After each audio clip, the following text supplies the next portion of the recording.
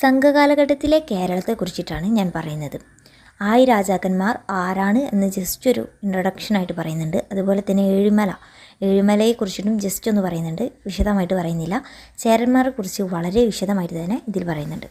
Okay, ക്രിസ്തു വർഷത്തിൻ്റെ ആദ്യത്തെ 5 നൂറ്റാണ്ടുകൾ അഥവാ AD 1 to 5 സെഞ്ചുറീസ് എന്ന് പറയുന്നത് കേരള ചരിത്രം രൂപപ്പെട്ടു തുടങ്ങുന്ന കാലഘട്ടമാണ്. തമിഴ് സാഹിത്യത്തിൻ്റെ പ്രസിദ്ധമായിട്ടുള്ള സംഘകാലം എന്നറിയപ്പെടുന്ന കാലഘട്ടമാണിത്. അന്ന് വിശാലമായ തമിഴകത്തിൻ്റെ ഒരു ഭാഗമായിരുന്നു കേരളം. വേണാട്, കുട്ടനാട്, കുടനാട്, പൂഴിനാട്, കാർക്കാനാട് എന്നിങ്ങനെ കേരളത്തെ 5 നാടുകളായിട്ട് വിഭജിക്കപ്പെട്ടിരുന്നു. അവയുടെ അതിർത്തികളെക്കുറിച്ചിട്ട് കൃത്യമായിട്ട് അറിയാൻ കഴിയില്ല. എങ്കിലും ആ കാലഘട്ടത്തിലുണ്ടായിരുന്ന തമിഴ് കൃതികൾ ഇതിനുള്ള സൂചനകൾ നമുക്ക് നൽകുന്നുണ്ട്. ഇന്നത്തെ തിരുവനന്തപുരം ജില്ലയും കൊല്ലം, പത്തനംതിട്ട ജില്ലകളുടെ ഏതാനും ഭാഗങ്ങളും ചേർന്നതാണ് വേണാട് എന്ന് പറയുന്നത്. വേൾ നാടാണ് വേണാട് ആയി മാറിയത്. വേൾ എന്നാൽ പ്രഭു എന്നാണ് അർത്ഥം. വേണാടിന് വടക്ക് ഇന്നത്തെ എറണാകുളം, കോട്ടയം, പിന്നെ ഇടുക്കി, ആലപ്പുഴ ജില്ലകളും കോട്ടയം ജില്ലയിലെ ചില പ്രദേശങ്ങളും അതുപോലെ തന്നെ കൊല്ലം ജില്ലയിലെ ചില പ്രദേശങ്ങളും ചേർന്നതാണ് കുട്ടനാട്. ജലാശയങ്ങളുടെ നാടായതുകൊണ്ടായിരിക്കാം കുട്ടനാട് എന്ന പേര് ഈ നാടിന് ഉണ്ടായത്. അതിനു വടക്കായിരുന്നു കുടനാട്. തൃശ്ശൂർ, പാലക്കാട്, മലപ്പുറം ജില്ലകളും കോഴിക്കോട് ജില്ലയുടെ ഒരു ഭാഗവും കുടനാടിൽ ഉൾപ്പെട്ടിരുന്നു. കുടനാടിന് പടിഞ്ഞാറ് നാട് എന്ന അർത്ഥം നമുക്ക് കൽപ്പിക്കാൻ പറ്റും. കൊങ്ങുനാടിൻ്റെ പടിഞ്ഞാറുള്ള രാജ്യം എന്ന നിലയിലായിരുന്നു ഈ പേരിൻ്റെ ഉൽപ്പത്തി എന്ന് മനസ്സിലാക്കാം. കുടനാടിൻ്റെ പേരിൻ്റെ ഉൽപ്പത്തി എന്ന് പറയുന്നത് കൊങ്ങുനാടിൻ്റെ പടിഞ്ഞാറുള്ള രാജ്യം എന്ന പേരിലായിരിക്കാം. വടക്കുള്ള നാടായിരുന്നു പൂഴിനാട്. ചതുപ്പ് സ്ഥലങ്ങൾ ധാരാളമുള്ള നാടായിരുന്നിരിക്കാം ഈ പൂഴിനാട് എന്ന് പറയുന്നത്. അതുകൊണ്ടായിരിക്കാം പൂഴിനാട് എന്ന പേര് വന്നിട്ടുണ്ടായിരിക്കാം. കണ്ണൂർ, കാസർഗോഡ് ജില്ലകളുടെ തീരപ്രദേശങ്ങളും കോഴിക്കോട് ജില്ലയുടെ ഏതാനും അംശവും ഇതിൽ ഉൾപ്പെടുന്നു. പൂഴിനാടിന് കിഴക്ക് വയനാട്, ഗൂഡല്ലൂർ തുടങ്ങിയ പർവ്വത പ്രദേശങ്ങൾ ചേർന്നതായിരുന്നു കാർക്കാനാട് എന്ന് പറയുന്നത്. കാർക്കാനാട്, വേണാട് എന്നീ പേരുകളൊക്കെ സംഘകാലത്തിന് ശേഷം നിലവിൽ വന്ന പേരുകളാണ് കേട്ടോ. കാർക്കാനാട് എന്ന പേരിൻ്റെ അർത്ഥം ദുർഗമമായ രാജ്യം എന്നാണ്. 3 രാഷ്ട്രീയ ശക്തികളാണ് കേരളത്തിൻ്റെ സംഘം കാലഘട്ടത്തിൻ്റെ ആദ്യ ഘട്ടങ്ങളിൽ കേരളം ഭരിച്ചിരുന്നത്. തെക്കൻ പ്രദേശങ്ങൾ ആയി രാജാക്കന്മാരും വടക്കൻ ദേശങ്ങൾ ഏഴിമല രാജാക്കന്മാരും ഭരിച്ചു. അപ്പോൾ ഇവയ്ക്കിടയിലുള്ള മധ്യ കേരളം ഭരിച്ചിരുന്നതാണ് ചേര രാജാക്കന്മാർ. അപ്പം ആയി രാജാക്കന്മാർ കേരളത്തിൻ്റെ തെക്കൻ ഭാഗം ഭരിച്ചു എന്ന് പറഞ്ഞു. അപ്പോൾ ഈ തെക്കൻ പ്രദേശങ്ങൾ ഭരിച്ചിരുന്ന ആയി രാജാക്കന്മാരെ കുറിച്ചിട്ട് ചെറുതായിട്ടൊന്ന് പറയാം. ഭയങ്കര ചെറുതായിട്ടാണ് പറയുന്നത്. അവരെ കുറിച്ചിട്ട് നല്ല വലിയ രീതിയിലുള്ള വിവരണം ഇല്ല. ഓക്കെ, ആയി രാജാക്കന്മാർ എന്ന് പറയുന്നത് തെക്ക് നാഗർകോവിൽ തൊട്ട് വടക്ക് തിരുവല്ല വരെ സഹ്യപർവ്വത പ്രദേശങ്ങൾ ഉൾപ്പെട്ട രാജ്യം ആയി രാജാക്കന്മാരുടെ രാജ്യമായിരുന്നു. ബാരിസ് എന്ന് പറഞ്ഞാൽ പമ്പ എന്നാണ്. കാരണം ടോളമി അദ്ദേഹത്തിൻ്റെ ഗ്രന്ഥത്തിൽ പമ്പ നദിയെ ബാരിസ് എന്നാണ് പറഞ്ഞിട്ടുള്ളത്. അപ്പോൾ ബാരിസ്, പമ്പ മുതൽ കന്യാകുമാരി വരെ ആയി രാജാക്കന്മാരുടെ ഭരണത്തിലായിരുന്ന ഭൂവിഭാഗത്തെ ടോളമി ആയിയോയി എന്നാണ് വിളിച്ചത്. AIOI ആയിയോയി എന്നാണ് AD 2-ാം നൂറ്റാണ്ടിൽ ടോളമി വിളിച്ചത്. പൊതിയിൽ മലയിലെ ആയിക്കുടിയായിരുന്നു അവരുടെ ആസ്ഥാനം. ചേരന്മാർ കേരളത്തിലെ പ്രബലരായിട്ടുള്ള ശക്തിയായി ആധിപത്യം സ്ഥാപിക്കുന്നതിന് മുമ്പ് തന്നെ ആയി രാജാക്കന്മാർ പ്രാമുഖ്യം നേടിയിരുന്നു എന്നത് ഒരു സത്യാവസ്ഥയാണ്. ആയി ആണ്ടിരൻ, തിതിയൻ, അതിയൻ എന്നീ 3 ആയി രാജാക്കന്മാരെ സംഘം കൃതികളിൽ പരാമർശിക്കപ്പെടുന്നുണ്ട്. പാണ്ഡ്യ, ചേര രാജ്യങ്ങൾക്കിടയിൽ പലപ്പോഴും ഒരു തടനിലയായിട്ടാണ് ഈ ആയി രാജ്യം പ്രവർത്തിച്ചിട്ടുണ്ടായിരുന്നത്. ഈ രാജ്യത്തിൻ്റെ ചരിത്രം നമ്മൾ വേറൊരു രീതിയിൽ ഒരു വീഡിയോ ആക്കിയിട്ടുണ്ട്, നമുക്ക് പറയാം. സംഘകാലഘട്ടത്തിൻ്റെ കേരള ചരിത്രം പൂർണ്ണമാക്കാൻ ആയി രാജാക്കന്മാരെ കുറിച്ചിട്ട് പറയണം. അതുകൊണ്ടാണ് ഞാനിപ്പോൾ ആയി രാജാക്കന്മാരെ കുറിച്ചിട്ട് ഇവിടെ മെൻഷൻ ചെയ്തത്. ഇനി ഏഴിമല രാജാക്കന്മാരെ കുറിച്ചിട്ട് പറയാം. ഏഴിമല കിങ്ഡം എന്ന് പറഞ്ഞാൽ ഏഴിമല ആസ്ഥാനമാക്കി വാണ പ്രസിദ്ധ രാജവംശത്തിൻ്റെ ഭരണത്തിന് കീഴിലായിരുന്നു ഏഴിമല എന്ന് പറയുന്നത്. വടകരയ്ക്കും മംഗലാപുരത്തിനും ഇടയ്ക്കുള്ള തീരദേശവും അതിന് കിഴക്കുള്ള മലമ്പ്രദേശങ്ങളും കണ്ണൂരിന് വടക്കുള്ള ദേശങ്ങളും അതിന് പടിഞ്ഞാറ് കിടക്കുന്ന മലയോരങ്ങളും ചേർന്ന ഭാഗത്തിന് കൊങ്കാനം എന്നും പേരുണ്ടായിരുന്നു. അപ്പോൾ ഈ കൊങ്കാനം എന്ന് പറയുന്നത് മഹാരാഷ്ട്രത്തിലെ കൊങ്കണമല്ല, ഇത് തുളുനാട്ടിന് തെക്ക് കിടക്കുന്ന ഏഴിമലയുടെ മറ്റൊരു പേരാണ്. തുളുനാട്ടിന് വടക്കാണ് മഹാരാഷ്ട്രത്തിലെ കൊങ്കണം എന്ന് പറയുന്നത്. സമുദ്രതീരത്തുള്ള മല എന്നാണ് കൊങ്കാണം എന്ന വാക്കിൻ്റെ അർത്ഥം. സമുദ്രതീരത്തിനുള്ള ഒരു മലയാണ് ഏഴിമല എന്ന് പറയുന്നത്. മൊഴി പെയർ ദേശം, അതായത് അന്യഭാഷ സംസാരിക്കുന്നവരുടെ ദേശം എന്ന് തമിഴർ വിളിച്ചു പോന്നിരുന്ന കർണാടക നാട് ഏഴിമല രാജ്യത്തിൻ്റെ തൊട്ട് വടക്കായിരുന്നു എന്ന് പറയാം. നന്നൻ എന്ന പ്രശസ്തനായ രാജാവിൻ്റെ ഭരണത്തിൽ ഏഴിമല കീർത്തിയുടെയും ശക്തിയുടെയും പരമ ഉന്നതിയിലെത്തിയെന്ന് പറയാം. പല തമിഴ് കവിതകളിലും അദ്ദേഹം പ്രകീർത്തിക്കപ്പെടുന്നുണ്ട്. പരാക്രമിയായ നന്നൻ ഇരുമ്പ് മുഷ്ടി കൊണ്ടാണ് ഭരണം നടത്തിയത്. വയനാട്ടിലും ഗൂഡല്ലൂരിലും കോയമ്പത്തൂരിൻ്റെ വടക്കൻ ഭാഗങ്ങളിലും അദ്ദേഹത്തിൻ്റെ അധികാരം വ്യാപിപ്പിച്ചിരുന്നു. രാജ്യം വിസ്തൃതമാക്കാനുള്ള നന്നൻ്റെ ശ്രമം ചേര രാജാക്കന്മാരുമായി നടന്ന ഒരു സംഘട്ടനത്തിൽ കലാശിച്ചു. ചേരന്മാരുടെയും മറ്റ് അയൽ രാജാക്കന്മാരുടെയും മേൽ അദ്ദേഹം കൈവച്ച വിജയങ്ങൾ അകനാനൂറ് പുറനാനൂറ് മുതലായ കൃതികളിൽ കാണപ്പെടുന്നുണ്ട്. പാഴി യുദ്ധത്തിൽ ഐനൻ എന്ന് പറഞ്ഞിട്ടുള്ള ചേര സേനാനായകനെ നന്നൻ്റെ മിഞ്ഞിലി എന്ന സേനാധിപൻ തോൽപ്പിക്കുകയും വധിക്കുകയും ചെയ്യുന്നുണ്ട്. നന്നൻ പടിഞ്ഞാറെ കൂർഗിലെ ഐശ്വര്യസമ്പന്നമായിട്ടുള്ള പുന്നാട് ആക്രമിച്ചതായിരുന്നു ചേരന്മാരും ഇവരും തമ്മിലുള്ള യുദ്ധത്തിന് കാരണമായിട്ടുണ്ടായിരുന്നത്. പാഴി യുദ്ധത്തിൽ നന്നൻ നേടിയ വിജയത്തെ അദ്ദേഹത്തിൻ്റെ ആസ്ഥാന കവിയായിട്ടുള്ള പരണർ പല കവിതകളിൽ പാടി പുകഴ്ത്തിയിരുന്നു. നന്നൻ്റെ ആസ്ഥാനം കൂടിയായിരുന്നു പാഴി. ഇത് സമ്പൽ സമൃദ്ധിയുടെ ഒരു കേന്ദ്രമായിരുന്നു പാഴി എന്ന് പറയുന്നത്. പാഴി എന്ന് പറഞ്ഞ വാക്ക് മാടായിയാണ്, കൊല്ലത്തുനാട് ഭരിക്കുമ്പോഴുള്ള മാടായി. നന്നൻ്റെ ജീവിതം പരാജയത്തിലും നാശത്തിലുമാണ് അവസാനിച്ചിട്ടുള്ളത്. ചേര സൈന്യം നാർമുടി ചേരലിൻ്റെ നേതൃത്വത്തിൽ ഇദ്ദേഹത്തെ തോൽപ്പിക്കുകയും കൊല്ലുകയും ചെയ്തു.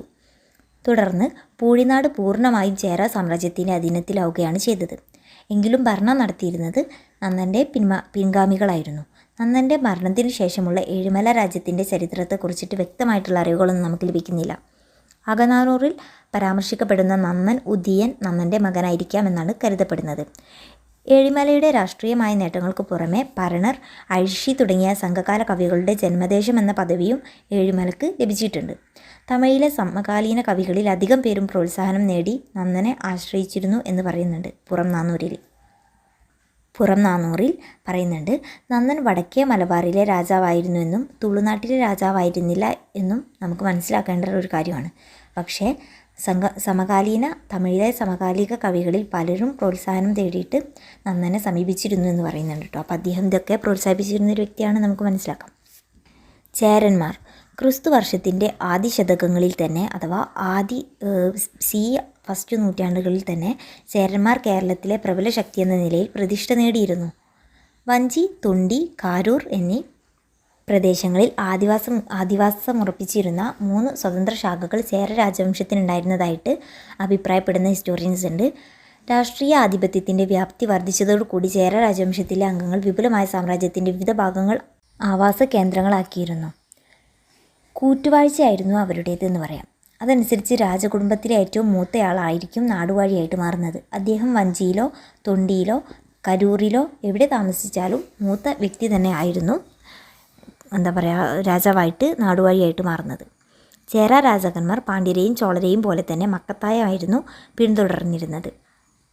പതിറ്റുപത്തിൽ നിന്ന് ലഭിക്കുന്ന വിവരങ്ങളെ അവലംബമാക്കിയിട്ട് ഒന്നാം ചേര സാമ്രാജ്യത്തിൻ്റെ ഒരു നേരിയ രൂപരേഖ നമുക്ക് ലഭിക്കുന്നുണ്ട്. പതിറ്റുപത്തിൽ പറയുന്ന എല്ലാ ചേര രാജാക്കന്മാരും സിംഹാസനം ലഭിച്ചവരാണെന്ന് പറയുന്നത് തെറ്റാണ്. അവരിൽ പലരും അടുത്ത ഭരണാവകാശികളെന്നോ യുവരാജാക്കന്മാരെന്നോ ഉള്ള നിലക്കാണ് ഭരണകാര്യങ്ങളിൽ ചക്രവർത്തിയെ സഹായിച്ചത്. പതിറ്റുപത്തിലെ ചേര രാജാക്കന്മാർക്ക് 3-4 തലമുറകളുടെ പ്രാതിനിധ്യം മാത്രമേ ഉള്ളൂ. 3-4 തലമുറകളിൽ മാത്രം ഒതുങ്ങി നിൽക്കുന്ന 10 ചേര രാജാക്കന്മാരെ കുറിച്ചിട്ടാണ് പതിറ്റുപത്തിൽ പറയുന്നത്. ഒന്നാം ചേര സാമ്രാജ്യത്തിലെ രാജാക്കന്മാരുടെ ഒരു വംശാവലി തയ്യാറാക്കാൻ അവർ ശ്രമിച്ചിട്ടില്ല എന്ന് പറയാം, ആ കവികളൊന്നും തന്നെ. പക്ഷെ അത് അവർ ശ്രമിക്കുക എന്ന് പറഞ്ഞാലും ആ കാലഘട്ടത്തിൽ അവർക്ക് അങ്ങനെ ഒരു ശ്രമം കൃത്യമായ തെളിവുകളുടെ അടിസ്ഥാനത്തിൽ രേഖപ്പെടുത്തുക എന്ന് പറയുന്നത് വളരെ വളരെ പ്രയാസമുള്ളൊരു കാര്യം കൂടിയാണ്. പതിറ്റുപത്ത് എന്താണെന്ന് നോക്കാം. 10 പാട്ടുകൾ വീതമുള്ള ഒരു 10 ഭാഗങ്ങളുടെ സമാഹാരമാണ് പതിറ്റുപത്ത് എന്ന് പറയുന്നത്. ഒരു കവി ഒരു ചേരരാജാവിനെ വാഴ്ത്തി പാടുന്ന 10 കവിതകളാണ് ഒരു ഭാഗം. അങ്ങനെ പതിറ്റുപത്തിൽ 10 കവികൾ 10 ചേരരാജാക്കന്മാരെ പ്രകീർത്തിക്കുന്നതായിട്ട് കാണുന്നുണ്ട്. അതിൽ ഓരോ കവിതയും 10 ഭാഗങ്ങളായിട്ടുണ്ട്. അപ്പം ടോട്ടൽ 100 ഭാഗങ്ങളാണ്. അതിൽ 10 ഭാഗങ്ങൾ ഓരോ സെറ്റാണ്. അപ്പം 100 ഭാഗങ്ങൾ ഓരോ സെറ്റാക്കിയിട്ട് 10 സെറ്റാണ്. അതിൽ ഓരോ സെറ്റും ഓരോ കവികളാണ് പാടിയിട്ടുള്ളത്. ചേര രാജാക്കന്മാരെ മാത്രമാണ് പതിറ്റുപത്തിൽ വർണ്ണിക്കുന്നത്. അതുകൊണ്ട് തന്നെ പ്രാചീന കേരളത്തിൻ്റെ രാഷ്ട്രീയ ചരിത്രം രചിക്കുന്നതിൽ വളരെ വലിയൊരു സഹായം നൽകുന്ന ഒരു കൃതിയാണ് പതിറ്റുപത്ത് എന്ന് പറയുന്നത്. സംഘകാലഘട്ടത്തിലെ വളരെ വളരെ സഹായിക്കുന്ന ഒരു കൃതിയാണ് പതിറ്റുപത്ത് എന്ന് പറയുന്നത്. വളരെ വളരെ നമ്മളെ ഹിസ്റ്റോറിയൻസിന് സഹായകമായിട്ടുള്ളൊരു കൃതിയാണ് ചേരാസിനെ കുറിച്ചിട്ട് മനസ്സിലാക്കാൻ. പതിറ്റുപത്തിലെ 1-ാം ഭാഗത്തിലുള്ള രാജാവ് ഉദയൻ ചേരനാണ്. ഈ ഭാഗം എഴുതിയ കവി എന്ന് പറയുന്നത് മാമൂലനാറാണ്. ഉദയൻ ചേരലാതനെ കുറിച്ചിട്ട് പറയുമ്പോൾ പെരുചോട്ടുതീഴൻ ചേരലാതൻ എന്നുകൂടി അറിയപ്പെടുന്ന ഉദയൻ ചേരൽ ആദൻ പ്രസിദ്ധരായ ചേര രാജാക്കന്മാരിൽ ഏറ്റവും പ്രാചീനനായിട്ടുള്ള രാജാവാണ്. പതിറ്റുപത്തിൽ നഷ്ടപ്പെട്ടു പോയ 1-ാം പത്തിലെ നായകൻ ഇദ്ദേഹമായിരുന്നിരിക്കണം. കുട്ടനാട്ടിൽ കുഴമൂർ ആയിരുന്നു ഇദ്ദേഹത്തിൻ്റെ രാജധാനി. ഇത് അകനാനൂറിൽ പറയുന്നുണ്ട്. 168-ാമത്തെ ഖണ്ഡത്തിൽ ഇതാണ് പറയുന്നത്. ഉദയൻ ചേരലാതൻ്റെ കാലത്തായിരുന്നു ചേര രാജ്യം കുട്ടനാടിന് വടക്കോട്ടും കിഴക്കോട്ടും വികസിക്കാൻ തുടങ്ങിയത്. ഇതും അകനാനൂറിൽ 65-ാമതിൽ പറയുന്നുണ്ട്. വാനവരമ്പൻ എന്ന ബിരുദവും അദ്ദേഹത്തിനുണ്ടായിരുന്നു. ഈ വാനവരമ്പൻ എന്ന് പറയുന്ന പേര് ലഭിക്കാൻ കാരണം വാനം അഥവാ ആകാശം അതിർത്തിയാക്കിയവൻ എന്ന രീതിയിലും അതുപോലെ തന്നെ വാനവർക്ക് അഥവാ അമ്പുള്ളവർക്ക് പ്രിയപ്പെട്ടവൻ എന്ന രീതിയിലുമാണ്. കരികാല ചോളൻ്റെ സമകാലികനായിരുന്നു ഉദയൻ ചേരലാതൻ എന്ന് പറയുന്നത്. അതുകൊണ്ട് തന്നെ വെണ്ണിയിൽ വെച്ച് കരികാലന ചോളനുമായിട്ടുണ്ടായിരുന്ന യുദ്ധത്തിൽ മുതുകിൽ മുറിവേറ്റത് കൊണ്ട് ഇതിനെക്കുറിച്ചിട്ടൊക്കെ പുറംനാന്നൂറിലെ 65-66 ഖണ്ഡങ്ങളിൽ പറയുന്നുണ്ട്. അങ്ങനെ അദ്ദേഹത്തിന് കരികാലനുമായിട്ടുണ്ടായിരുന്ന യുദ്ധത്തിൽ മുതുകിൽ മുറിവേറ്റു. അപ്പോൾ അപമാനം സഹിക്കാൻ കഴിയാതെ ഈ ചേരരാജാവ് വടക്കോട്ട് നോക്കി, വടക്കേ ദിശയിലേക്ക് നോക്കി നിരാഹാരം അനുഷ്ഠിച്ച് ചരമം പ്രാപിച്ചു എന്നാണ് പറയുന്നത്. അപ്പം മറ്റു പലരും അദ്ദേഹത്തെ അനുഗമിക്കുകയുണ്ടായിരുന്നു എന്നും അകനാനൂറിൽ പറയുന്നുണ്ട്. 55-ാമത്തെ ഖണ്ഡത്തിലാണിത് പറയുന്നത്. പെരുഞ്ചോട്ടുതീഴൻ എന്ന അദ്ദേഹത്തിന് പേര് വരാൻ കാരണം അതിഗംഭീരമായ സദ്യ നടത്തിയ ചേരരാജാവ് എന്ന പേരിലാണ്. ഉദയൻ ചേരലാതന് വളരെ വലിയ രീതിയിൽ പല കവികളും പ്രകീർത്തിച്ചിട്ടുണ്ട്. പല കവികളല്ല, എസ്പെഷ്യലി നമ്മളെ മാമുലനാർ. സ്വർഗം പൂകിയ പൂർവികന്മാരുടെ ബഹുമാനാർത്ഥം ഇദ്ദേഹം നടത്തിയ സദ്യയെ മാമുലനാർ പറയുന്നത് വളരെയധികം പ്രശംസിച്ചുകൊണ്ട് അകനാനൂറിൽ പറയുന്നുണ്ട്. 233-ലാണ് ഇവർ പറയുന്നത്. അദ്ദേഹം കുരുക്ഷേത്ര യുദ്ധത്തിൽ കൗരവ പാണ്ഡ സേനകൾക്ക് ഒരുപോലെ ഭക്ഷണം നൽകിയതായിട്ടും മുരഞ്ചിയൂർ മുടിനാഗരായർ എന്ന ഒരു കവി പറയുന്നുണ്ട്. ഇത് പുറനാനൂറിലാണ് പറയുന്നത്. ഇത് വേറെ ആരോ കൂട്ടിച്ചേർത്തതാണെന്ന് പറയുന്നുണ്ട് കേട്ടോ. ഈ കവിത പിന്നീട് ആരോ കൂട്ടിച്ചേർത്തതാണെന്ന് പറയപ്പെടുന്നുണ്ട്. അകനാനൂറും പുറനാനൂറും എന്താണെന്ന് ഞാൻ പറയാം. ഇത് രണ്ടും വളരെയധികം പ്രശസ്തമായിട്ടുള്ള സംഘകാല കൃതികളാണ്. അകനാനൂറ് എന്ന് പറയുന്നത് 13 മുതൽ 31 വരെയുള്ള വരികളുള്ള 400 പ്രേമഗാനങ്ങളുടെ സമാഹാരമാണ്. പുറനാനൂറിലും 400 കവിതകളുണ്ട്. പക്ഷേ ഇതിൻ്റെ വിഷയം എന്ന് പറയുന്നത് യുദ്ധം, ഭരണം തുടങ്ങിയ പുറം കാര്യങ്ങളാണ് പ്രതിപാദ്യ വിഷയം എന്ന് പറയുന്നത്. 4 തൊട്ട് 40 വരികളാണ് കവിതകളുടെ ദൈർഘ്യം. ഈ കവിതകൾ പുരാതന കേരളത്തിൻ്റെ ചരിത്രത്തെക്കുറിച്ചിട്ട് പല വിവരങ്ങളും നൽകപ്പെടുന്നുണ്ട്. പതിറ്റുപത്തിലെ 2-ാം ഭാഗത്തിൽ പറയപ്പെടുന്ന ചേര രാജാവാണ് നെടും ചേരലാതൻ. അദ്ദേഹത്തിന് ഇമയവരമ്പൻ എന്നും പറയുന്നുണ്ട്. ഇത് എഴുതിയിട്ടുള്ള കവി എന്ന് പറയുന്നത് കണ്ണനാരാണ്.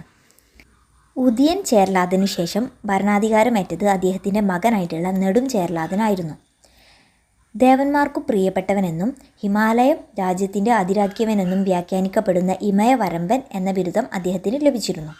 കുടക്കോ അഥവാ കുടനാട്ടു രാജാവ് എന്നും അദ്ദേഹത്തെ വിശേഷിപ്പിക്കുന്നുണ്ട്. ഇക്കാലമായപ്പോഴാണ് കുടനാട് ചേര ആധിപത്യത്തിലായി തീർന്നു എന്നതിന് തെളിവാണ് ഈ കുടക്കോ എന്ന് പറയുന്ന അദ്ദേഹത്തിൻ്റെ വിശേഷണം.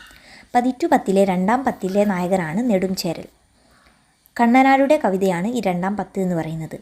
മുടി ചൂടിയ 7 മന്നന്മാരുമായി അദ്ദേഹം വിജയം നേടിയതായും അങ്ങനെ അതിരാജ പദവിയിലേക്കുയർന്നതായിട്ടും കണ്ണനാർ പറയുന്നുണ്ട്. അപ്പോൾ 7 രാജാക്കന്മാരെ യുദ്ധം ചെയ്ത് തോൽപ്പിക്കുന്ന രാജാവിനെ അതിരാജ എന്ന് പറഞ്ഞിട്ടുള്ള പദവി നൽകും. അതുപോലെ തന്നെ ഈ 7 രാജാക്കന്മാരുടെ രാജകിരീടത്തിൽ ഉണ്ടായിരിക്കുന്ന ഈ കല്ലുകളുണ്ടാവുമല്ലോ, വില പിടിപ്പുള്ള രത്നക്കല്ലുകളിലും ആ കല്ലുകളിലും പിടിപ്പിച്ചാണ്ട് ഒരു കിരീടം ഉണ്ടാക്കിയാണ്ടാണ് ഈ അതിരാജാവ് തലയിൽ വെക്കുക. നെടുംചേരലാതൻ്റെ ഭരണകാലത്ത് അദ്ദേഹം നടത്തിയ ആക്രമണങ്ങളിൽ അന്തുവൻ ചേരൽ, പല്യാനൈ ചെൽക്കെഴു കുട്ടുവൻ, ചെൽവക്കടും കോവാഴിയാതൻ, നാർമുടി ചേരൽ, വേൽക്കെഴു കുട്ടുവൻ എന്നീ യുവരാജാക്കന്മാർ പങ്കെടുത്തിരുന്നു. കന്യാകുമാരി മുതൽ ഹിമാലയം വരെയുള്ള രാജാക്കന്മാരെ അദ്ദേഹം കീഴടക്കിയെന്ന് അതിശയോക്തിയോടെ ഈ കവി പറയുന്നുണ്ട്. കവിയുടെ പേര് കണ്ണനാർ എന്നാണ് കേട്ടോ. വനവാസിയിലെ കടമ്പരായിരുന്നു അദ്ദേഹത്തിൻ്റെ ഏറ്റവും വലിയ ശത്രുക്കൾ. അവരുടെ മേൽ അദ്ദേഹം നിർണായകമായ വിജയം നേടി എന്ന് AD 4-ാം നൂറ്റാണ്ടിലാണ് നേടിയെന്ന് പറയുന്നുണ്ട്. AD 4-ാം നൂറ്റാണ്ടിലാണ് കടമ്പ രാജാക്കന്മാരുടെ ഉത്ഭവം ഉണ്ടായിട്ടുള്ളത്. ആ നിലക്ക് നോക്കുമ്പോൾ നെടുംചേരലാതൻ്റെ കാലം അതിനുശേഷം അവനെ സാധ്യതയുള്ളൂ. സമുദ്ര തീരപ്രദേശങ്ങളിലെ യവനരെയും അദ്ദേഹം കീഴ്പ്പെടുത്തിയതായിട്ട് പറയുന്നുണ്ട്. യവന നേതാവിനെ തടവിൽ പിടിച്ച് കൈകൾ പിറകോട്ട് കെട്ടി തലയിൽ നെയ്യും ഒഴിച്ചിട്ട് നിരത്തിലൂടെ പരസ്യമായി നടത്തിക്കുകയുണ്ടായി എന്ന് പറയുന്നുണ്ട്. നെടുംചേരലാതൻ ശത്രുക്കളിൽ നിന്നും പിടിച്ചെടുത്ത ആഭരണങ്ങളുടെയും രത്നങ്ങളുടെയും കൂമ്പാരം മാന്തൈ എന്ന സമുദ്ര തീരത്തിൻ്റെ നഗരത്തിൽ പ്രദർശിപ്പിച്ചിരുന്നു എന്ന് മാമൂലനാർ അകനാനൂറിലെ 127 ഖണ്ഡത്തിൽ വർണ്ണിക്കുന്നുണ്ട്. ഈ ചേരരാജാവ് ദാനശീലത്തിലും കീർത്തി കേട്ടിരുന്നു. ഉമ്പർകോടി എന്ന് പറയുന്നത് ആനമല. ആനമലൻ്റെ ഒരു ഭാഗം കണ്ണനാർ എന്ന കവിക്ക് അദ്ദേഹം ദാനം ചെയ്തിരുന്നു എന്ന് പറയുന്നുണ്ട്. അദ്ദേഹം രാജകൊട്ടാരത്തിലെ അതിഥികൾക്ക് മദ്യവും ഇറച്ചിയും ഇഷ്ടം പോലെ നൽകിയിരുന്നു. കവിയുടെ ഭാഷയിൽ പറഞ്ഞാൽ മഴ പൊഴിയാതിരുന്നു എന്നിരിക്കാം, പക്ഷേ ചേരലാതിൻ്റെ ദാനശീലം പെയ്യുക തന്നെ ചെയ്യും എന്നാണ് അദ്ദേഹം പറയുന്നത്. നെടുംചേരലാതനെ കുറിച്ചിട്ട് എഴുതിയിട്ടുള്ള കവിയാണ് കേട്ടോ ഈ കണ്ണനാർ എന്ന് പറയുന്നത്. അപ്പോൾ ഈ കണ്ണനാർക്കാണ് അദ്ദേഹം ആനമലയുടെ ഒരു ഭാഗം നൽകിയിട്ടുണ്ടായിരുന്നത്.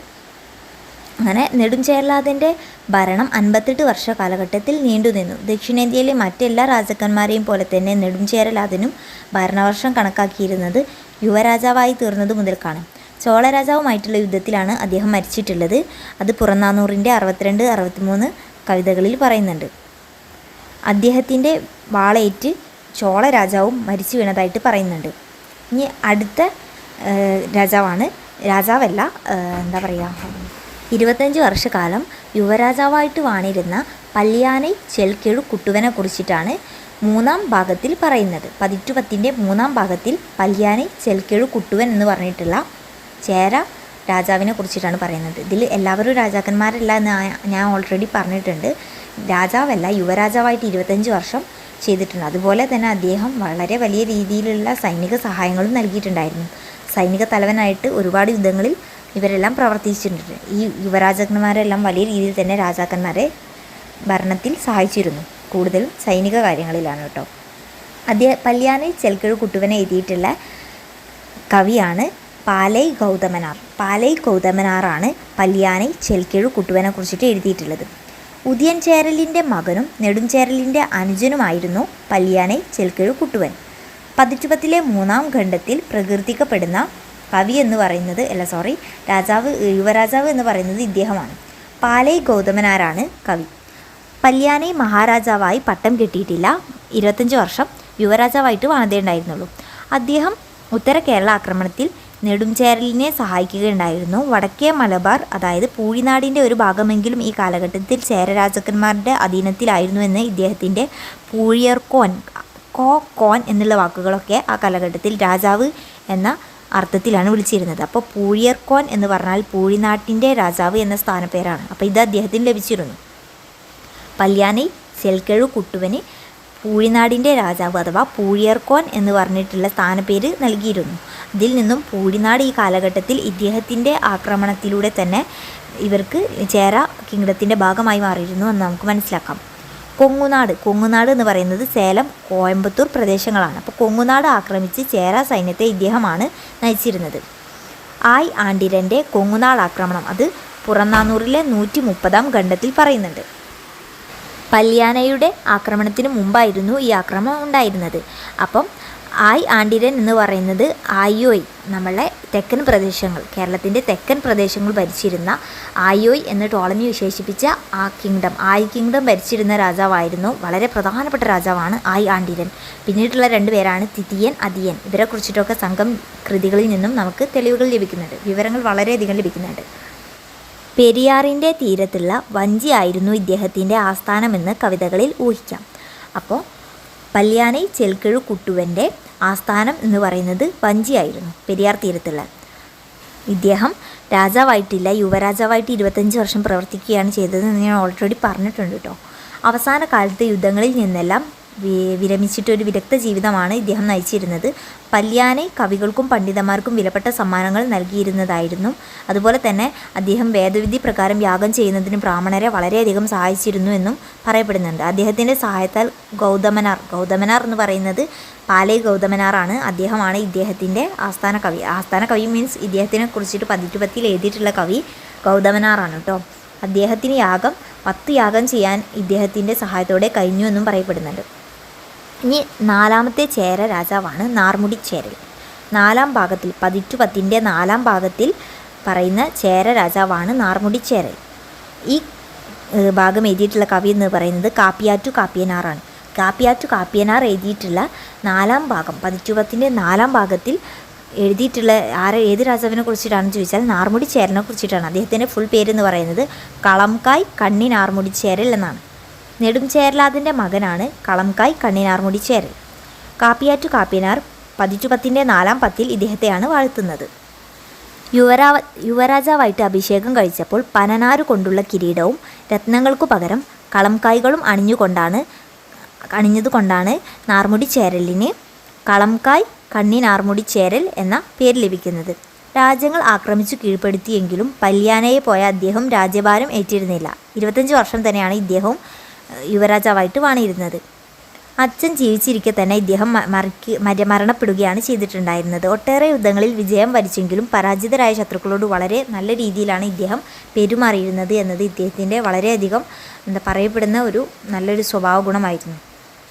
ആദ്യത്തെ രാജാവ് എന്ന് പറയുന്നത് ഉദിയൻ ചേരലാതനാണ്. അദ്ദേഹത്തിനെ കുറിച്ചിട്ടാണ് പതിറ്റുപത്തിൻ്റെ ആദ്യ ഭാഗത്തിൽ പറയുന്ന കവിയുടെ പേര് മാമുലനാറാണ്. 2-ാമത്തെ ഭാഗത്തിൽ പറയുന്നത് നെടുംചേരലാതനാണ്. അദ്ദേഹത്തിനെ കുറിച്ചിട്ട് എഴുതിയിട്ടുള്ളത് കണ്ണനാർ എന്ന് പറഞ്ഞിട്ടുള്ള കവിയാണ്.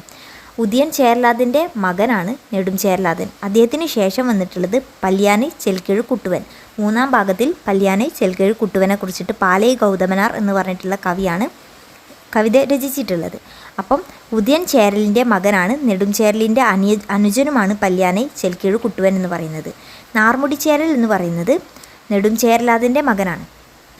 ഏഴിമലയിലെ നന്നനായിരുന്നു നാർമുടി ചേരലിനെ നേരിടേണ്ടി വന്നിട്ടുള്ള ഏറ്റവും പ്രബലനായിട്ടുള്ള ശത്രു എന്ന് പറയുന്നത്.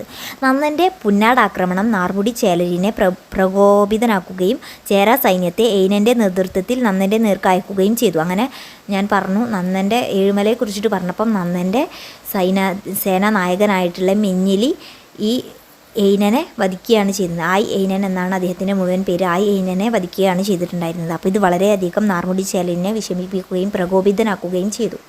അങ്ങനെ അവരുടെ കിങ്ഡത്തിൻ്റെ ഭാഗമായിരുന്നു ഈ പുന്നാട് എന്ന് പറയുന്നത്. പുന്നാട് നന്നൻ്റെ കീഴിലാവുകയും ചെയ്തിരുന്നു. അങ്ങനെ പാഴി യുദ്ധത്തിൽ നന്നൻ ചേര സൈന്യത്തെ ദയനീയമായി തോൽപ്പിച്ചിരുന്നു എങ്കിലും അധികം വൈകാതെ തന്നെ നാർമുടി ചേരൽ വാഗൈ പെരുംതുറൈ യുദ്ധത്തിൽ നന്നനെ വധിക്കുകയും പൂഴിനാട് പൂർണ്ണമായും ചേരന്മാരുടെ ആധിപത്യത്തിലാക്കുകയും ചെയ്തു. വാഗൈ പെരുംതുറൈ എന്ന് പറഞ്ഞിട്ടുള്ള യുദ്ധത്തിൽ വെച്ചിട്ടാണ് നന്നൻ മരണപ്പെടുന്നത്. വളരെ വളരെ പ്രോമിനൻ്റ് ആയിട്ടുള്ള കിങ് ആയിരുന്നു ഏഴിമലയിലെ നന്നൻ എന്ന് പറയുന്നത്. നാർമുടി ചേരൽ അതിനുശേഷവും അവർ കീഴടക്കിയെങ്കിലും അവിടെ ശേഷം ഭരിച്ചതും നന്നൻ്റെ പിൻഗാമികൾ തന്നെയാണ് കേട്ടോ. നന്നൻ്റെ മകനാണ് പിന്നീട് ഭരിച്ചിട്ടുള്ളത് എന്ന് നമുക്ക് ഈ മറ്റേ സംഘകൃതികളിൽ നിന്ന് ലഭിച്ചിട്ടുള്ള തെളിവുകളിൽ നിന്ന് മനസ്സിലാക്കാം. പക്ഷേ നന്നന് ശേഷം വരുന്നവരാരും നമുക്ക് വളരെയധികം അവരെക്കുറിച്ചിട്ടുള്ള വിവരങ്ങളൊന്നും ലഭിക്കപ്പെടുന്നില്ല.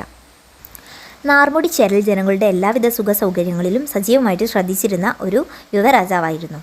കവികളുടെ പണ്ഡിതന്മാരുടെയും പുരസ്കർത്താവെന്ന നിലയിൽ അദ്ദേഹം പ്രകീർത്തിക്കപ്പെട്ടിരുന്നൊരു യുവരാജാവ് കൂടിയാണ്. ആസ്ഥാന കവിയായിരുന്ന കാപ്പിയാറ്റു കാപ്പിയനാർക്ക് അദ്ദേഹത്തിൻ്റെ പ്രതിഭാശക്തിയെ മാനിച്ചിട്ട് നാർമുടി ചേരൽ 40 ലക്ഷം സ്വർണ്ണ നാണയങ്ങൾ സമ്മാനിക്കുകയും ഉണ്ടായിട്ടുണ്ടായിരുന്നു. അപ്പോൾ കവികൾക്ക് ആനകളെയും പാരിതോഷികമായിട്ട് നാർമുടി ചേരൽ നൽകിയിരുന്നു. ഇനി 4-ാമത്തെ ഭാഗത്തിൽ പറയുന്ന നാർമുടി ചേരലിനെ കുറിച്ചിട്ട് നമ്മൾ പറഞ്ഞു. ഇനി 5-ാമത്തെ ഭാഗത്തിൽ പറയുന്ന വേൽക്കഴു കുട്ടുവനെ കുറിച്ചിട്ടാണ് പറയാൻ പോകുന്നത്. നെടുംചേരലാതിൻ്റെ മറ്റൊരു മകനാണ് കടൽ പിറകോട്ടിയ വേൽക്കഴു കുട്ടുവൻ എന്ന് പറയുന്നത്. അദ്ദേഹത്തിൻ്റെ ഈ ചേര കിങ്ഡത്തിലെ ഓരോ രാജാക്കന്മാർക്കും ഓരോ ഉദ്യോഗം അവർ നൽകിയിരുന്നു. ഉദ്യോഗമല്ല, ഉദ്യോഗം എന്നല്ല കേട്ടോ, ഉദ്യോഗം എന്ന് പറഞ്ഞാൽ ജോലി എന്നാണ് അർത്ഥം. അതല്ല, ഓരോ സ്ഥാനങ്ങൾ നൽകിയിരുന്നു അവരുടെ പ്രവൃത്തിയെ മാനിച്ചുകൊണ്ട്. അതും വെച്ചിട്ടാണ് അവരെ വിളിച്ചിരുന്നത്. അപ്പോൾ നമ്മൾ നാർമുടി ചേരലിനെ കളംകായ് കണ്ണി നാർമുടി ചേരൽ എന്ന് പറഞ്ഞു. അപ്പം നെടുംചേരലാതിൻ്റെ മകനായിട്ടുള്ള കടൽപ്പിറകോട്ടിയ വേൽക്കഴു കുട്ടുവൻ എന്ന് പറയുന്നത് കടൽപ്പിറകോട്ടി എന്ന് പറയുന്നുണ്ട്. അതുപോലെ തന്നെ വാനവരമ്പൻ എന്ന് ഉദിയൻ ചേരലാതിനെ പറയുന്നുണ്ട്. 2-ാമത്തെ കിങ് ആയിട്ടുള്ള നെടുംചേരലാതിനെ ഈ മയവരമ്പൻ എന്നും പറയുന്നുണ്ട് എന്ന് പറഞ്ഞാലോ. അപ്പം അതുപോലെ പറയുന്ന ഒരാളാണ് കടൽ പിറകോട്ടിയ വേൽക്കഴു കുട്ടുവൻ എന്ന് പറയുന്നത്. പതിറ്റുപത്തിൻ്റെ 5-ാം പത്തിൽ പരണറാണ് ഇദ്ദേഹത്തെ പുകഴ്ത്തുന്നത്. അപ്പോൾ 5-ാം പത്ത് എഴുതിയിട്ടുള്ള കവിയുടെ പേര് പരണറാണ്. അവർ എഴുതിയിട്ടുള്ള ഏത് രാജാവിനെ കുറിച്ചിട്ടാണെന്ന് ചോദിച്ചാൽ വേൽക്കഴു കുട്ടുവനെ കുറിച്ചിട്ടാണ്. വേൽക്കഴു കുട്ടുവൻ രാജാവായിരുന്നു, യുവരാജാവല്ല, രാജാവായിട്ട് തന്നെ പ്രവർത്തിച്ചിരുന്നു. നെടുംചേരലാതിൻ്റെ മകനാണ് എന്ന് ഞാൻ പറഞ്ഞല്ലോ. അപ്പോൾ പരണറാണ് ഇദ്ദേഹത്തെ പുകഴ്ത്തുന്നത്, ഈ കൃതി എഴുതിയിട്ടുള്ളത്, 5-ാം 10 എഴുതിയിട്ടുള്ളത്. വേൽക്കെഴു കുട്ടുവൻ പിതാവിനു ശേഷം ഭരണഭാരം ഏറ്റെടുത്തു. കൊടുങ്ങല്ലൂരിലെ കണ്ണകി പ്രതിഷ്ഠയ്ക്കു വേണ്ട, ഇപ്പം പിൽക്കാലത്ത് ഈ കണ്ണകി പ്രതിഷ്ഠ കൊടുങ്ങല്ലൂരിലുള്ള അതിന് പറയുന്ന പേര് കുറുമ്പ ഭഗവതി ക്ഷേത്രം എന്ന പേരിലാണ് അറിയപ്പെടുന്നത് കേട്ടോ. അപ്പം ആ കാലഘട്ടത്തിൽ കണ്ണകി പ്രതിഷ്ഠ എന്നായിരുന്നു പറഞ്ഞിട്ടുണ്ടായിരുന്നത് കൊടുങ്ങല്ലൂരിലുള്ള. അപ്പോൾ അവിടേക്ക് ശില കൊണ്ടുവരാൻ വേണ്ടിയിട്ട് ഗംഗാതടം വരെ ജൈത്രയാത്ര നടത്തുകയും ആ കാലഘട്ടത്തിലുണ്ടായിരുന്ന എല്ലാ രാജാക്കന്മാരും, ഒരുവിധ രാജാക്കന്മാരെയും സമകാലികരായിട്ടുള്ള രാജാക്കന്മാരെയും പ്രഭുക്കന്മാരുടെയും സാന്നിധ്യത്തിൽ പ്രതിഷ്ഠാകർമ്മം നിർവഹിക്കുകയും ചെയ്തതായിട്ട് ചിലപ്പതികാരത്തിൽ പറയുന്നുണ്ട്. ചിലപ്പതികാരം എഴുതിയിട്ടുള്ള കവി എന്ന് പറഞ്ഞാൽ ഇളംകോ അടികളാണ്. അപ്പോൾ ഇതിൽ പറയുന്ന ഈ രാജാവിനെ ചേരൻ ചെങ്കുട്ടുവൻ എന്നും പറയുന്നുണ്ട്. ചേരൻ ചെങ്കുട്ടുവൻ്റെ അനുജനാണ് ഇളംകോ അടികൾ എന്ന് വിശ്വസിക്കപ്പെടുന്നുണ്ട് കേട്ടോ. ചേരൻ ചെങ്കുട്ടുവനും വേൽക്കേടു കുട്ടുവനും ഒരാളാണെന്ന് ഒരു ധാരണയുണ്ടെന്ന് ഞാൻ പറഞ്ഞു. 10-10 5-ാം ഭാഗത്തിൽ വേൽക്കേടു കുട്ടുവൻ്റെ മഹത്തായ ഒട്ടേറെ നേട്ടങ്ങളെ പറ്റിയിട്ട് പരണർ പാടുന്നുണ്ട്.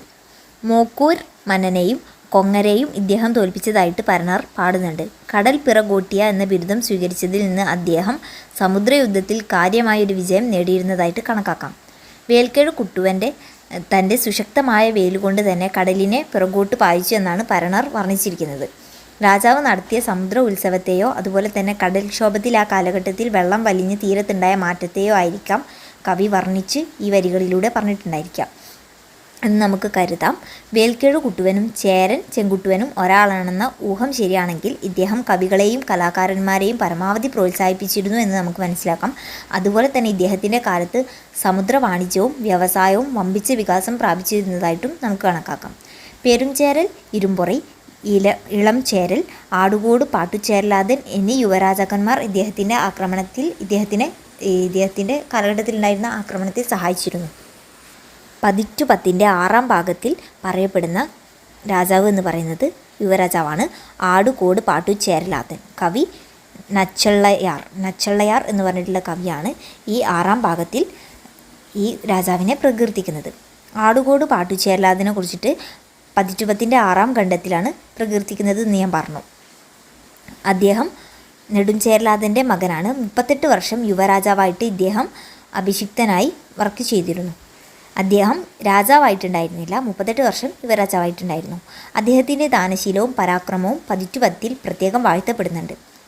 പോർനിലത്തിലെ വിജയ ആഘോഷങ്ങളിൽ കയ്യിൽ വാളുവേന്തിട്ട് അദ്ദേഹം നൃത്തമാടാറുണ്ടായിരുന്നു എന്ന് പറയുന്നുണ്ട്. അതുകൊണ്ട് ആടുകോട് പാട്ടുചേരലാതനെന്ന് വിളിക്കുന്നു എന്ന് ഒരു അഭിപ്രായമുണ്ട്. മറ്റൊരു അഭിപ്രായം എന്താണെന്ന് വെച്ചാൽ ഏതോ എതിരാളി തട്ടിക്കൊണ്ടുപോയിട്ടുള്ള ആടുകളെ വീണ്ടെടുത്തത് കൊണ്ടാണ് അദ്ദേഹത്തിനെ ആടുകോട് പാട്ടുചേരലാതൻ എന്ന് വിളിക്കുന്നത് എന്നും പറയപ്പെടുന്നുണ്ട്. കുട്ടനാട്ടെ ഒരു ഗ്രാമം മുഴുവൻ അദ്ദേഹം ബ്രാഹ്മണർക്ക് ദാനം നൽകിയിരുന്നു എന്ന് പറയപ്പെടുന്നുണ്ട്. സാഹിത്യത്തിലും കലകൾക്കും വളരെയധികം പ്രാധാന്യം ആ കാലഘട്ടത്തിൽ ഉണ്ടായിരുന്നു. അദ്ദേഹം വളരെയധികം പ്രോത്സാഹനവും നൽകിയിരുന്നു. ഇദ്ദേഹം വാണിജ്യവും വ്യവസായവും വികസിപ്പിക്കുന്നതിൽ തൽപരനായിട്ടുള്ളൊരു യുവരാജാവായിരുന്നു. ഇനി 7-ാം ഭാഗത്തിൽ 10-10 7-ാം ഭാഗത്തിൽ പറയുന്ന ചെൽവക്കൊടും കോവാഴിയാതൻ എന്ന് പറഞ്ഞിട്ടുള്ള രാജാവിനെ കുറിച്ചിട്ടാണ് പറയുന്നത്. ഇവരെ കുറിച്ചിട്ട് എഴുതിയിട്ടുള്ളത് കപിലറാണ് കേട്ടോ. കപിലർ എന്ന് പറഞ്ഞിട്ടുള്ള വളരെയധികം പ്രോമിനൻ്റ് ആയിട്ടുള്ള സംഘം, ലിറ്ററേച്ചർ പറയുമ്പോൾ നമ്മൾ സംഘം സാഹിത്യം പറയുമ്പോൾ അതിൽ വളരെയധികം നമ്മൾ പറയുന്ന ഒരു കവിയാണ്. വളരെയധികം കഴിവുള്ളൊരു കവിയായിരുന്നു കപിലർ. അതുപോലെ തന്നെ പരണറൊക്കെ ആ കാലഘട്ടത്തിനെ കുറിച്ചിട്ട് വളരെ വലിയ രീതിയിൽ നമുക്ക് ചരിത്രം അവരിൽ നിന്നൊക്കെ ലഭിക്കുന്നുണ്ട്. നമ്മൾ ഇതുവരെ പറഞ്ഞിട്ടുള്ളത് ഉദിയൻ ചേരലും അദ്ദേഹത്തിൻ്റെ 2 മക്കളും പിന്നെ മക്കളുടെ മക്കളുമായിട്ടുള്ള ആളുകളെ കുറിച്ചിട്ടാണ് കേട്ടോ. ഞാൻ പറഞ്ഞുതരാം ജസ്റ്റ്. വാനവരമ്പൻ എന്ന് പറയുന്നത് ഉദിയൻ ചേരലിൻ്റെ മറ്റൊരു നാമമാണെന്ന് ഞാൻ പറഞ്ഞു. അദ്ദേഹത്തിന് ലഭിച്ചിട്ടുള്ളൊരു പദവിയാണ് വാനവരമ്പൻ എന്ന് പറയുന്നത്. പദവിയല്ല, അങ്ങനെ വിളിക്കുന്ന പേര്. വാനം അഥവാ ആകാശം അതിർത്തിയാക്കി മാറ്റിയവൻ, അതുപോലെ തന്നെ എന്താ പറയുക, വാനരർക്ക് പ്രിയപ്പെട്ടവർ എന്നുള്ള പേരിലൊക്കെയാണ് ഈ പേര് വരുന്നത് എന്ന് നമ്മൾ പറഞ്ഞിട്ടുള്ളതാണ്. വാനവർക്ക് അമ്പുള്ളവൻ, വാനവർക്ക് പ്രിയപ്പെട്ടവൻ എന്നുള്ള അർത്ഥത്തിലൊക്കെയാണ് ഇത് വരുന്നതെന്ന് പറഞ്ഞു. അപ്പം ഈ വാനവരമ്പൻ ശാഖ ഉദിയൻ ശാഖയാണ് ഒന്നാമത്തെ ശാഖ. മറ്റൊരു ശാഖയാണ് ഇരുമ്പൊറൈ ശാഖ. ഇരുമ്പൊറൈ ശാഖയിൽ അന്തുവൻ ചേരലാണ് ഫസ്റ്റ് കിങ് എന്ന് പറയുന്നത്. അദ്ദേഹത്തിന് ശേഷം അദ്ദേഹത്തിൻ്റെ മകനായിട്ടുള്ള ചെൽവക്കടും കോ ആണ് വരുന്നത്. അപ്പം ഈ 5-ാം ഭാഗം വരെ പറയുന്നത് 6-ാം ഭാഗം വരെ പറയുന്നത് വാനവരമ്പൻ ശാഖ ഉദിയൻ ചേരലാതൻ്റെ ഫാമിലിയെ കുറിച്ചിട്ടാണ്. മക്കളും മക്കളുമാണ് പറയുന്നത്. എന്നാൽ 2ാമത്തെ ശാഖ എന്ന് പറയുന്നത് ഇരുമ്പൊറൈ ശാഖയാണ്. അന്തുവൻ ചേരലാണ് ചെൽവക്കടും കോൻ്റെ അച്ഛനെന്ന് പറയുന്നത്. ഫസ്റ്റ് ഇരുമ്പുറ ശാഖയിലെ ആദ്യത്തെ രാജാവ് എന്ന് പറയുന്നത് അന്തുവൻ ചേരലായിരുന്നു കേട്ടോ. അപ്പോൾ നമ്മൾ ആറാം ഭാഗം ആടുകോട് പാട്ടുചേരൽ അതിനെക്കുറിച്ചിട്ടാണ്. നച്ചള്ളയാറാണ് എഴുതിയിട്ടുള്ളത്. അതും വാനവരമ്പൻ ശാഖയിലുള്ള വ്യക്തിയാണ് കേട്ടോ. ഉദയൻ ചേരലാതൻ്റെ മകനാണ് ഈ പറയുന്ന ആടുകോട് പാട്ടുചേരലാതൻ.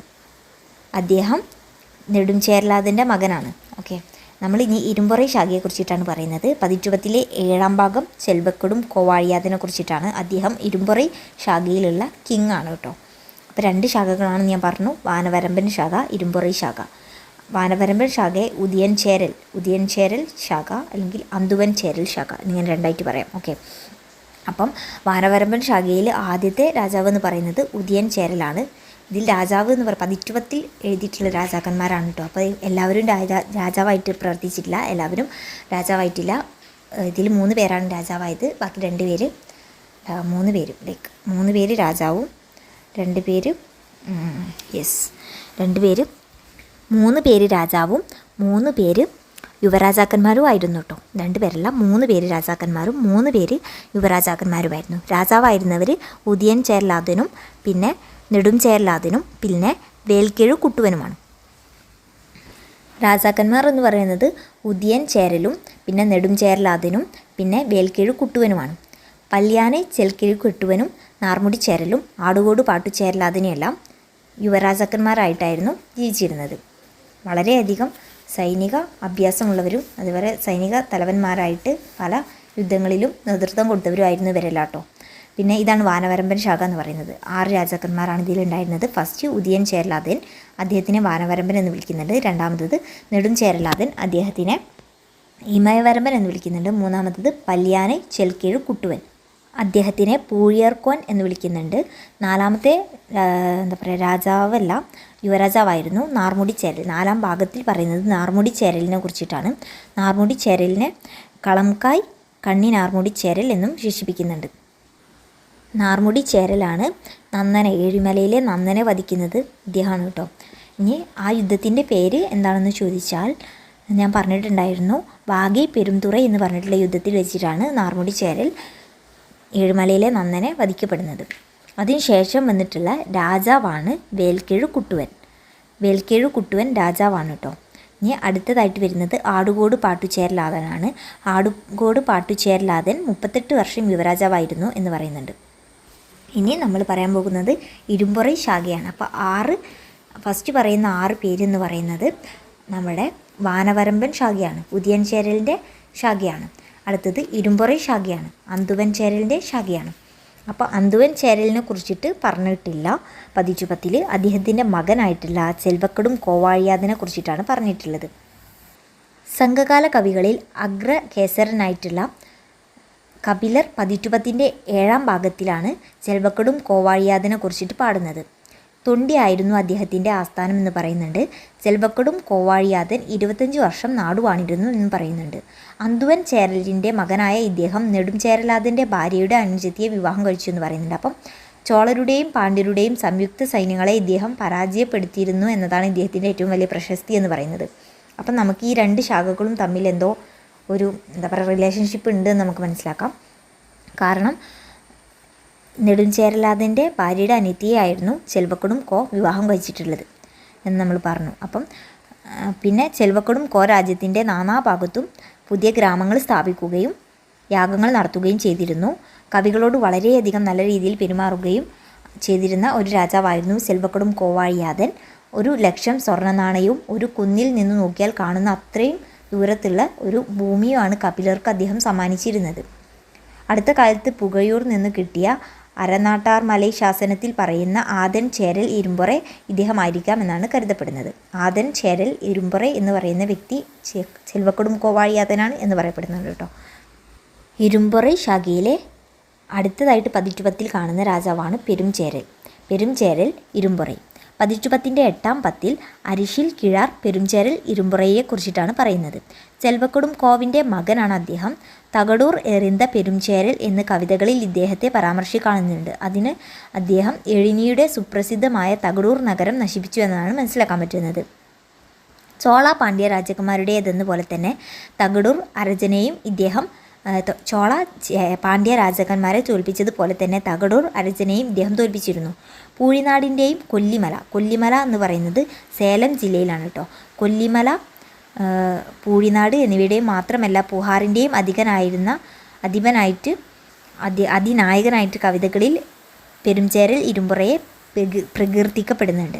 ഓക്കെ, ഇതിനെ ആസ്പദമാക്കി വേൽക്കിഴു കുട്ടുവൻ്റെ കാലത്ത് അദ്ദേഹം ചോള തലസ്ഥാനമായ പൂഹാറും പിടിച്ചടക്കിയതായിട്ട് ചിലർ ചൂണ്ടിക്കാണിക്കുന്നുണ്ട്. കെഴുകുൾ എന്ന ഇടത്തലവനെയും അദ്ദേഹം തോൽപ്പിക്കുകയുണ്ടായിട്ടുണ്ടായിരുന്നു. അതുപോലെ പെരും ചേരലിൻ്റെ ഔദാര്യത്തെയും ദാനശീലത്തെയും അരിശിൽ കിഴാർ വളരെയധികം പ്രശംസിക്കുന്നുണ്ട്. ഒട്ടനവധി യാഗങ്ങൾ നടത്തിയ ഒരു ചേര രാജാവായിരുന്നു പെരുംചേരൽ ഇരുമ്പുറൈ. അടുത്ത ചേര രാജാവാണ് 9-ാം ഭാഗത്തിൽ പറയുന്ന 9-ാം ഭാഗത്തിൽ പറയുന്ന രാജാവാണ് ഇളം ചേരൽ ഇരുമ്പുറൈ. പെരുംകുണ്ടൂർ കിഴാറാണ് ഇദ്ദേഹത്തെക്കുറിച്ചിട്ട് കവിത എഴുതിയിട്ടുള്ളത്. പെരും ചേരലിൻ്റെ മകനാണ് ഇളം ചേരൽ ഇരുമ്പുറൈ. 9-ാം ഭാഗത്തിൽ പെരുംകുണ്ടൂർ കിഴാൾ ഇദ്ദേഹത്തെക്കുറിച്ചിട്ടാണ് പാടുന്നത്. വേൽക്കെഴു കുട്ടുവനെ പിന്തുടർന്ന് ഇളംചേരൽ അല്പകാലം നാടുവാണിട്ടുണ്ടാവണം. അദ്ദേഹം ചോളരെയും പാണ്ഡ്യരെയും പരാജയപ്പെടുത്തുകയും അവരിൽ നിന്നും പിടിച്ചെടുത്ത സമ്പത്ത് രാജധാനിയായിട്ടുള്ള വഞ്ചിയിൽ കൊണ്ടുവന്ന് പാണന്മാർക്കും മറ്റും ദാനം ചെയ്യുകയുണ്ടായിരുന്നു എന്ന് നമ്മുടെ 9-ലെ ഈ കവിതയിൽ പറയുന്നുണ്ട്. ആരാ പറയുന്നത് എന്ന് ചോദിക്കുമ്പോൾ ആ കവിയുടെ പേരാണ് പെരുംകുണ്ടൂർ കിഴാർ. അദ്ദേഹമാണ് ഇളംചേരൽ ഇരുമ്പുറയെ കുറിച്ചിട്ട് 9-ന്റെ 9-ാം ഭാഗത്തിൽ കവിത എഴുതിയിട്ടുള്ളത്. ഇളംചേരൽ അരിശിൽ കിഴാർക്ക് 9 ലക്ഷം കാണം കൊടുത്തിട്ടുണ്ട്. അതിന് പുറമെ കൊട്ടാരം നാണയം കൊടുത്തിട്ടുണ്ട്. അതിന് പുറമെ കൊട്ടാരവും അദ്ദേഹം നൽകിയിട്ടുണ്ട് കേട്ടോ. അപ്പം ഇളംചേരൽ അരിശിൽ കിഴാർക്കാണ് കൊടുത്തിട്ടുള്ളത്.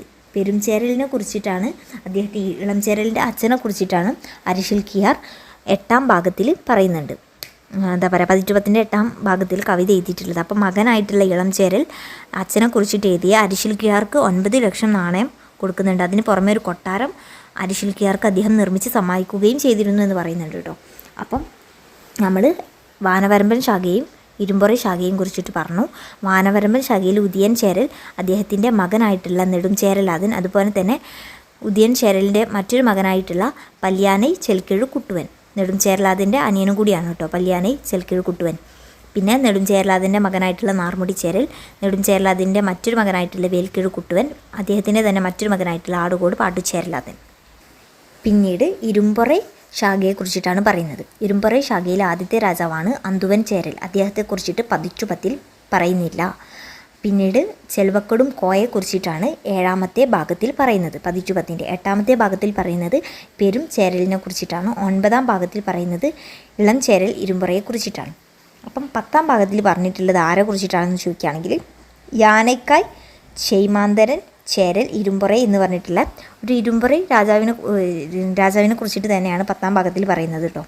പക്ഷേ ആ ഭാഗം നഷ്ടപ്പെട്ടു പോവുകയാണ് ചെയ്തതെന്ന് പറയുന്നുണ്ട്. നഷ്ടപ്പെട്ടു പോയ ആ ഭാഗത്തിൽ പറയുന്ന രാജാവ് ഇദ്ദേഹമാണെന്നാണ് പറയുന്നത്. യാനൈക്കായ് ചെയ്മാന്തരൻ ചേരൽ ഇരുമ്പുറൈ എന്നാണ് അദ്ദേഹത്തിൻ്റെ പേര്. അപ്പോൾ ഇത് എഴുതിയ കവി ആരാണ് എന്ന് അറിഞ്ഞുകൂടാ കേട്ടോ, നമുക്കിതുവരെ അറിയാൻ സാധിച്ചിട്ടില്ല. അപ്പം നമുക്ക് 10-നെ കുറിച്ച് പറയുമ്പോൾ 10-ൽ 10 ഭാഗങ്ങളാണ്. ഓരോ ഭാഗത്തിലും 10 കവിതകളാണുള്ളത്. ഈ ഓരോ ഭാഗവും ഓരോ രാജാവിനെ കുറിച്ചിട്ടാണ് പറയുന്നത്. ഈ 10 ഭാഗത്തിലല്ല, ഓരോ 10 സെറ്റാണ്. 10 സെറ്റിൽ 10 രാജാക്കന്മാരെ കുറിച്ചിട്ടാണ് പറയുന്നത്. എല്ലാവരും രാജാക്കന്മാരല്ല, ആകെ 4 തലമുറകളെ മാത്രമേ 10-ൽ പറയുന്നുള്ളൂ. അപ്പം ഇതിൽ രാജാവും യുവരാജാക്കന്മാരെയും കുറിച്ചിട്ടാണ് പറയുന്നത്. പക്ഷേ വളരെ ഇമ്പോർട്ടൻ്റ് ആയിട്ടുള്ള ആൾക്കാരെ മാത്രം, അന്നത്തെ വളരെ പ്രശംസ ലഭിച്ചിരുന്ന ആൾക്കാരെ കുറിച്ചിട്ട് മാത്രമായിരിക്കാം ഈ 10-ൽ പറഞ്ഞിട്ടുണ്ടായിരിക്കാം. അപ്പോൾ 1-ാം ഭാഗത്തിൽ ഉദിയൻ ചേരൽ അതിനെക്കുറിച്ചിട്ടാണ് പറയുന്നത്. മാമുനാർ മുടി നാഗരാൻ എന്ന് പറഞ്ഞിട്ടുള്ള ഒരു കവിയാണ് എഴുതുന്നത്. മാമുലനാർ, ഓക്കെ, നമുക്കറിയാം. 2-ാമത്തെ ഭാഗം നെടുംചേരലാതനാണ്. അദ്ദേഹത്തിനെ കുറിച്ചിട്ട് കവിത എഴുതിയ കവിയുടെ പേരെന്ന് പറയുന്നത് കണ്ണനാറാണ്. 3-ാമത്തെ ഭാഗം പല്യാനൈ ചെൽക്കിഴു കുട്ടുവൻ എന്ന രാജാവിനെ കുറിച്ചിട്ട് എഴുതിയ ആളെ പേര് പാലൈ ഗൗതമനാർ എന്നാണ്. 4-ാം ഭാഗം നാർമുടി ചേരലാണ്. അദ്ദേഹത്തെക്കുറിച്ചിട്ട് എഴുതിയ ആൾ കാപ്പിയാറ്റു കാപ്പിയനാറാണ്. 5-ാം ഭാഗം വേൽക്കിഴു കുട്ടുവനാണ്. അദ്ദേഹത്തെക്കുറിച്ചിട്ട് എഴുതിയ കവി എന്ന് പറയുന്നത് പരണറാണ്. 6-ാം ഭാഗത്ത് ആടുകോട് പാട്ടുചേരലാതനാണ്. അദ്ദേഹത്തെക്കുറിച്ചിട്ട് എഴുതിയിട്ടുള്ളത് നച്ചള്ളയാർ എന്ന് പറഞ്ഞിട്ടുള്ള കവിയാണ്. ഇതോടുകൂടി വാനവരമ്പൻ ശാഖ അവസാനിക്കുകയാണ്. ഇനി 7ാം ഭാഗത്ത് ചെൽവക്കടും കോവാഴിയാതിനെ കുറിച്ചിട്ടാണ് പറയുന്നത്. അദ്ദേഹത്തെ കുറിച്ചിട്ട് എഴുതിയിട്ടുള്ള കവി കപിലറാണ്. അന്തുവാൻ ചേരലിൻ്റെ മകനാണ്. ഇത് ഇരുമ്പുറൈ ശാഖയിലെ രാജാവാണ് ചെൽവക്കടും കോ എന്ന് പറയുന്നത്. 8ാം ഭാഗത്ത് പറയുന്നത് പെരുംചേരൽ ഇരുമ്പുറയിനെ കുറിച്ചിട്ടാണ്. അരിശിൽ കിഴാറാണ് ഇതിനെക്കുറിച്ചിട്ട് അദ്ദേഹത്തെക്കുറിച്ചിട്ട് എഴുതിയ കവി എന്ന് പറയുന്നത്. ചെൽവക്കടും കോവാഴിയാതിൻ്റെ മകനാണ് പെരുംചേരൽ ഇരുമ്പുറൈ എന്ന് പറയുന്നത്. 9ാം ഭാഗത്ത് പറയുന്ന കവിയല്ല രാജാവ് എന്ന് പറയുന്നത് ഇളം ചേരൽ ഇരുമ്പുറയാണ്. പെരുംചേരൽ ഇരുമ്പുറയിൻ്റെ മകനാണ് ഇളം ചേരൽ ഇരുമ്പുറൈ എന്ന് പറയുന്നത്. അദ്ദേഹത്തെക്കുറിച്ചിട്ട് എഴുതിയിട്ടുള്ള കവി പെരുംകുണ്ടൂർ കിഴാർ എന്ന് പറഞ്ഞിട്ടുള്ള കവിയാണ്. 10ാം ഭാഗത്തിൽ പറയുന്ന രാജാവ് യാനൈക്കായ് ചെയ്മാന്തരൻ ചേരൽ ഇരുമ്പുറൈ. അപ്പം ആനയെ പോലെ നോക്കുന്നവൻ എന്ന രീതിയിലാണ് യാനൈക്കായ് എന്ന് പറയുന്നത് കേട്ടോ. അപ്പം മാന്തരൻ എന്ന് പറയുന്നത് അത് അദ്ദേഹത്തിന് ഓരോ പേരിനും ഓരോ എന്താ പറയുക ഓരോ പേര് പറയുമ്പോഴും അവരുടെ ഓരോ പ്രവൃത്തികളും അവരുടെ ഓരോ നേട്ടങ്ങളെയും പ്രകീർത്തിച്ചു കൊണ്ടാണ് ഓരോ പേരും അവരുടെ ഒരു രീതിയൊക്കെയാണ് ഓരോ പേരിലും പറയുന്നത് കേട്ടോ. അപ്പോൾ ആദ്യത്തെ ഉദയൻചേരലിനെ പറയുമ്പോൾ തന്നെ നമ്മൾ പറഞ്ഞു ഓൾറെഡി അദ്ദേഹത്തെക്കുറിച്ചിട്ട് വാനവരമ്പൻ എന്ന് പറയുന്നുണ്ട്. നെടുംചേരലിനെ കുറിച്ചിട്ട് ഇമയവരമ്പൻ എന്ന് പറയുന്നുണ്ട്. പല്യാനെ ചെൽക്കിഴുകൊട്ടുവനെ കുറിച്ചിട്ട് നമ്മൾ പറഞ്ഞപ്പോൾ അദ്ദേഹത്തെക്കുറിച്ചിട്ട് പൂഴിനാടിൻ്റെ രാജാവ് എന്ന രീതിയിൽ പറയുന്നുണ്ട് എന്ന് നമ്മൾ പറഞ്ഞു. പൂഴിയർക്കോൻ എന്നാണ് അദ്ദേഹത്തെ പറഞ്ഞിട്ടുള്ളത് എന്ന് പറഞ്ഞു. നാർമുടിച്ചേരലിനെ കളംകായ് കണ്ണി നാർമുടിച്ചേരൽ എന്നാണ് പറയുന്നത്. കാരണം അദ്ദേഹത്തിൻ്റെ കിരീടം യുവരാജാവായിട്ട് കിരീടം വെക്കുന്ന സമയത്ത് അദ്ദേഹം പനയോല കൊണ്ട് ഉണ്ടാക്കിയ കിരീടമായിരുന്നു ധരിച്ചിരുന്നത്. പനനാര് കൊണ്ടുള്ള കിരീടമാണ് ധരിച്ചിരുന്നത്. രത്നങ്ങൾക്ക് പകരം അദ്ദേഹം കളങ്കായ്കളാണ് അണിഞ്ഞിരുന്നതെന്ന് പറഞ്ഞു. വേൽക്കെഴു കുട്ടുവനെ കടൽ പിറകോട്ടിയ വേൽക്കെഴു കുട്ടുവൻ എന്ന് പറയുന്നുണ്ട്. അപ്പോൾ അദ്ദേഹം ഒരു പക്ഷേ അദ്ദേഹത്തിൻ്റെ കാലത്തുണ്ടായിരുന്ന സമുദ്ര വ്യാപാരത്തെ ആയിരിക്കാം ഇതെടുത്ത് കാണിക്കുന്നത്. അല്ലെങ്കിൽ ഈ പേര് എന്ന് പറയുന്നത് കടൽ പിറകോട്ടിയ അദ്ദേഹത്തിൻ്റെ കാലഘട്ടത്തിൽ വന്നിട്ടുണ്ടായിരുന്ന ഭൂമിപരമായിട്ടുള്ള കടൽ പിറകോട്ട് പോയ വല്ല രീതിയോ വല്ല ഭൂമിപരമായിട്ടുള്ള പ്രത്യേകതയായിരിക്കും എടുത്ത് കാണിക്കുന്നത്. അല്ലെങ്കിൽ മറ്റൊരു രീതി പറയുമ്പോൾ അദ്ദേഹത്തിൻ്റെ കാലഘട്ടത്തിൽ അദ്ദേഹം കടലിൻ്റെ സമുദ്ര തീരത്ത് വെച്ച് വല്ല ഉത്സവമോ എന്തെങ്കിലും തുടങ്ങിയിട്ടുണ്ടായിരിക്കാം. അതായിരിക്കാം ഞാടുകോട് പാട്ടുചേരലാതൻ അദ്ദേഹത്തിന് ഈ പേര് ലഭിക്കാൻ കാരണം ഏതോ ഒരു എതിരാളി കൊണ്ടുപോയിട്ടുള്ള ആടുകളെ വീണ്ടെടുത്തത് കൊണ്ടാണെന്ന് പറയുന്നുണ്ട്. അതുപോലെ തന്നെ അദ്ദേഹം ഈ യുദ്ധത്തിൽ വിജയിച്ചതിന് ശേഷം യുദ്ധവിജയ ആഘോഷങ്ങളിൽ കയ്യിൽ വാളുമേന്തിയിട്ട് നൃത്തമാടാറുണ്ടായിരുന്നു എന്ന് പറയുന്നുണ്ട്. അതുകൊണ്ട് തന്നെയാണ് അദ്ദേഹത്തിന് ആടുകോട് പാട്ടുചേരലാതൻ എന്ന് പറയുന്നത് എന്ന് പല രീതിയിൽ പറയുന്നുണ്ട്. വാണിജ്യം വ്യവസായമൊക്കെ വളരെയധികം വികസിപ്പിച്ചിരുന്ന രാജാവാണ് ആടുകോട് പാട്ടുചേരലാതൻ എന്നും പറയപ്പെടുന്നുണ്ടല്ലോ. പിന്നെ ഇരുമ്പുറൈ ശാഖ എന്ന് പറയുന്നതിൽ ഫസ്റ്റ് അന്തുവൻ ചേരലിനെ കുറിച്ചിട്ടാണ്. അദ്ദേഹത്തെക്കുറിച്ചിട്ട് 10 പറയുന്നില്ല കേട്ടോ. ചെൽവക്കടും കോനെ കുറിച്ചിട്ടാണ് 7ാം ഭാഗത്ത് പറയുന്നത്. 8ാം ഭാഗത്ത് പെരുംചേരൽ ഇരുമ്പുറൈ, 9ാം ഭാഗത്ത് ഇളം ചേരൽ ഇരുമ്പുറൈ. ഓക്കെ, എല്ലാവർക്കും മനസ്സിലായെന്ന് വിചാരിക്കുന്നു. Thank you.